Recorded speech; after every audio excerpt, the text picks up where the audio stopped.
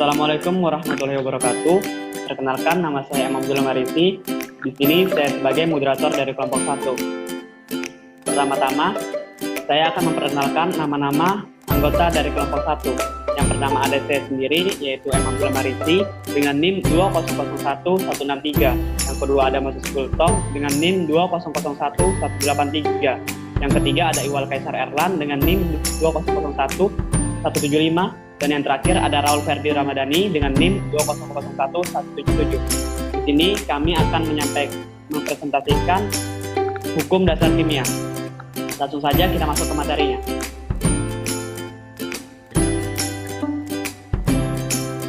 Next post. Sebelum kita masuk lebih jauh, ada baiknya kita mengetahui terlebih dahulu apa itu hukum dasar kimia. Hukum dasar kimia adalah hukum yang menjelaskan tentang dasar-dasar perhitungan kimia dalam aplikasi kimia. Dikarenakan dalam setiap reaksi kimia yang kita buat dan tentukan berdasarkan atas hukum-hukum dasar kimia. Dan dalam penjelasan lain, hukum dasar kimia adalah hukum yang digunakan untuk mendasari hitungan kimia dan hubungan kuantitatif dan dari reaktan dan produk dalam persamaan kimia. Selanjutnya kita masuk ke macam-macam hukum dasar kimia. Hukum dasar kimia ada 5. Yang pertama itu hukum Lavoisier atau hukum kekekalan massa yang diciptakan oleh Anthony Laurent Lavoisier. Yang kedua ada hukum Proust atau hukum perbandingan tetap yang diciptakan oleh Joseph Louis Proust. Yang ketiga ada hukum Dalton atau hukum perbandingan berganda yang dicetuskan oleh John Dalton. Dan yang keempat ada hukum Gay-Lussac atau hukum perbandingan volume yang dicetuskan oleh Gay-Lussac. Dan yang terakhir ada hipotesis Avogadro atau hukum perbandingan jumlah partikel yang diputuskan oleh Avogadro.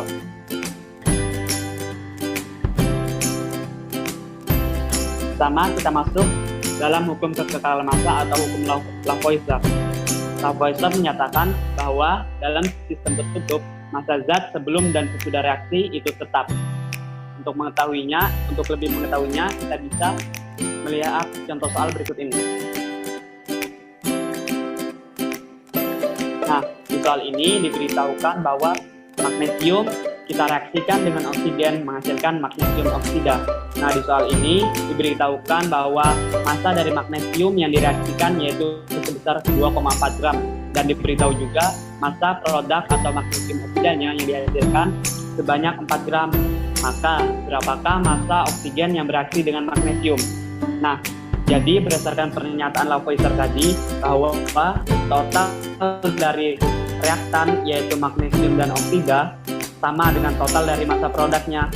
Nah, jika produknya 4 gram berarti total dari sehingga massa oksigennya bisa kita cari dengan selisih magnesium oksida dengan magnesium. Sehingga kita dapatkan jawabannya adalah 1,6 gram karena 4 dikurang 2,4 sama dengan 1,6 gram. Pembahasan selanjutnya akan dibawakan oleh Moses Kultong.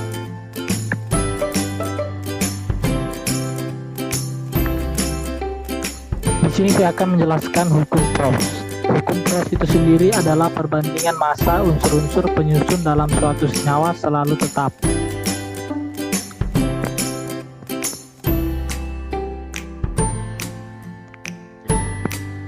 Di sini kita bisa melihat contoh soal. Diketahui karbon dapat bereaksi dengan oksigen untuk membentuk karbon dioksida dengan perbandingan massa C/O sebesar 3/8. Pertanyaannya, berapakah CO2 yang dihasilkan apabila direaksikan dengan 6 gram karbon dengan 16 gram oksigen?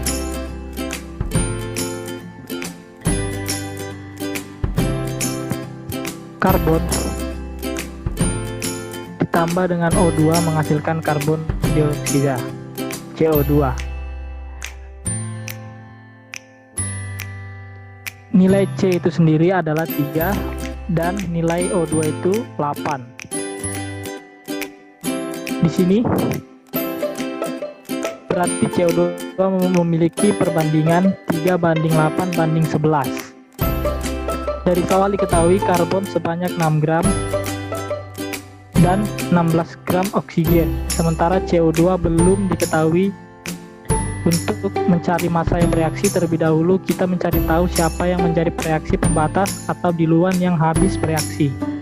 Caranya, dengan membagi massa mula-mula dari masing-masing unsur terhadap nilai perbandingan massa. 6 dibagi 3 sama dengan 2. 16 dibagi 8 sama dengan 2. Jadi,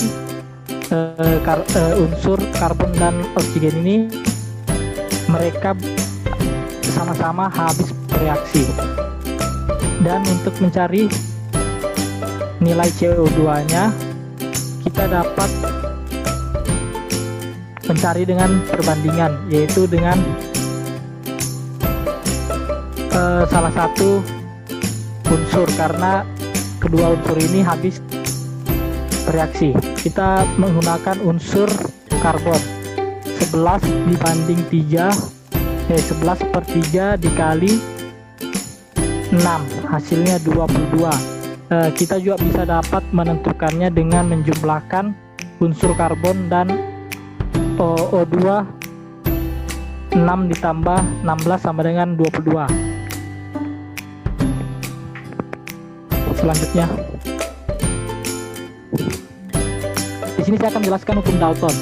Jika dua unsur membentuk lebih dari satu senyawa dan massa salah satu unsur tersebut tetap, perbandingan massa unsur yang lain dalam senyawa tersebut merupakan bilangan bulat dan sederhana.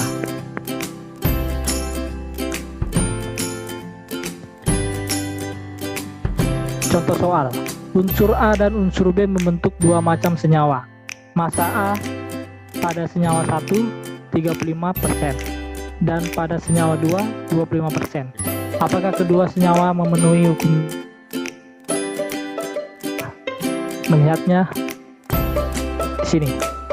Unsur A banding unsur B. Senyawa 1 pada unsur A memiliki 35% dan unsur B-nya 65%. Unsur A senyawa 2 memiliki kandungan 25%. Di unsur B memiliki 75%. Di sini kita akan mencari atau melihat apakah salah satu unsur memiliki nilai tetap. Kita akan mencari tahu hukum nilai A apakah tetap. Caranya dengan membagi dengan nilai itu sendiri. Contohnya 35 dibagi 35 hasilnya 1. Yang B 65 dibagi 35 hasilnya 13/7. Begitu juga dengan senyawa 2, 25 dibagi 25 hasilnya 1. Yang senyawa 2, 75 dibagi 25 hasilnya 3. Di sini kita udah mendapatkan bahwa unsur A memiliki senyawa sama-sama 1. Di sini kita akan mengubah nilai B-nya menjadi bilangan bulat dengan cara menghilangkan per 7-nya. 13/7 dikali 7 hasilnya 13. 3 dikali 7 sama dengan 21. Jadi hasil dari unsur B senyawa pertamanya adalah 13 dan perbandingan senyawa 2-nya adalah 21.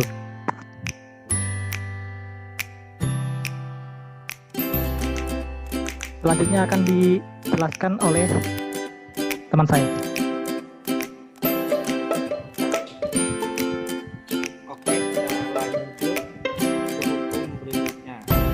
Hukum Gay-Lussac bahwa pada suhu yang sama, volume gas yang bereaksi dan hasil reaksi berbanding sebagai bilangan bulat dan sederhana. Lebih jelasnya kita lihat contoh soalnya ya. Contoh soal, berapa liter udara yang diperlukan untuk membakar sempurna 5 liter CO2 karena mengetahui kadar oksigen di udara 90%. Jadi langkah pertama kita buat dulu persamaannya guys. Mulai dari angka C.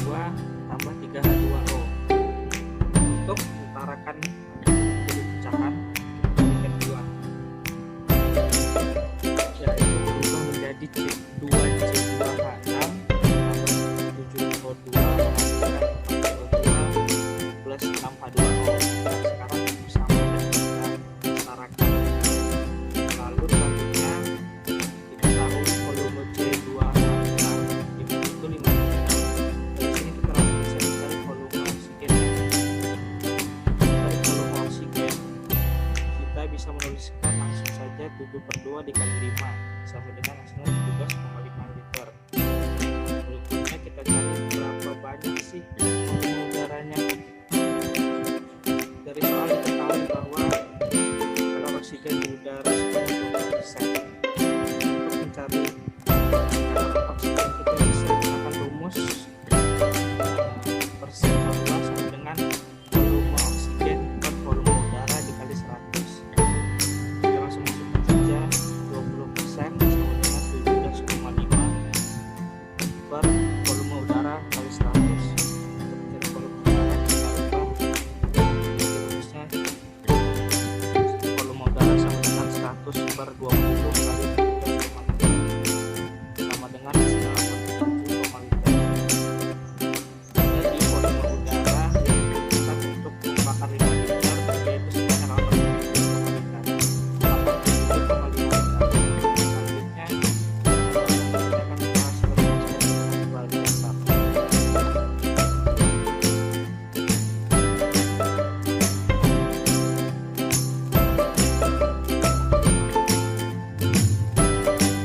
Nah, sekarang kita ke pembahasan hipotesis Avogadro.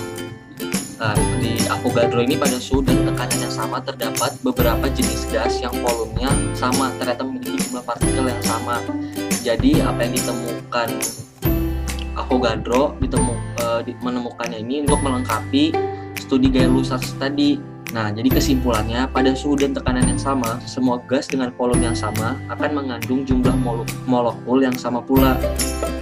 Nah, untuk lebih jelasnya, mari kita lihat contoh soal. Nah, ini contoh soalnya. Nah, diberikan persamaan reaksi sebagai berikut: C3H3 dan O2 bereaksi menjadi CO2 dan H2O. Nah, ini belum setara, jadi kita harus setarakan. Nah, terus jika diketahui terdapat 2 kali 10 pangkat 6 molekul C3H8 yang terbakar sempurna dengan oksigen, tentukan berapa jumlah atom pada molekul CO2 yang dihasilkan. Nah, kita harus setarakan dulu nih yang tadi nih, yang C3H3 O2 yang bereaksi CO2 sama H2O. Nah, kita setarakan. Di ruas kiri C-nya ada 3, maka di ruas kanan CO-nya 2 kita kali ada 3, maka di ruas kanan CO2-nya CO2-nya kita kali ada 3, maka koefisiennya 3. Selanjutnya hidrogen ruas kiri ada 8 dan sebelah kanan cuma ada 2, maka koefisien H2O-nya kita kali 4. Nah, terus yang terakhir ini oksigen. Nah, oksigennya sebelah kiri ada 2, sebelah kanannya ada 10. Jadi koefisien oksigen kita kali dengan 5, sehingga kita dapatkan perbandingan koefisien 1 berbanding 5 berbanding 3 dan berbanding 4. Nah, terus senyawa C3H8 yang dibakar memiliki jumlah molekul sebanyak 2 kali 10 pangkat 6. Nah, yang ditanyakan itu adalah jumlah pada molekul CO2. Nah, jadi kita cari dulu berapa jumlah molekul CO2 yang dihasilkan. Nah, jadi menurut Avogadro ini perbandingan jumlah partikel akan sama jika volumenya sama. Kalau di Gay-Lussac volume sama ketika perbandingan koefisiennya sama. Jadi di sini kita bisa langsung menggunakan perbandingan koefisien untuk CO2 koefisiennya 3 berbanding dengan koefisien C3H8. Maka jadinya 3/1 dikali 2 dikali 10 pangkat 6 sama dengan 6 kali 10 pangkat 6 molekul. Nah, setiap satu molekul CO2 mengandung 3 atom, di mana 1 atom C dan 2 atom O.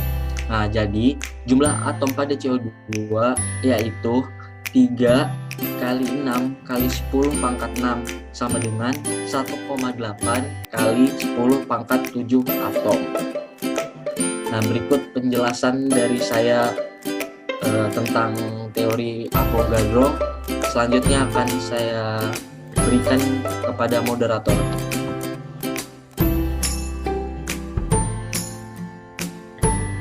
dari kelompok kami. Kurang lebih mohon maaf apabila terdapat banyak kesalahan.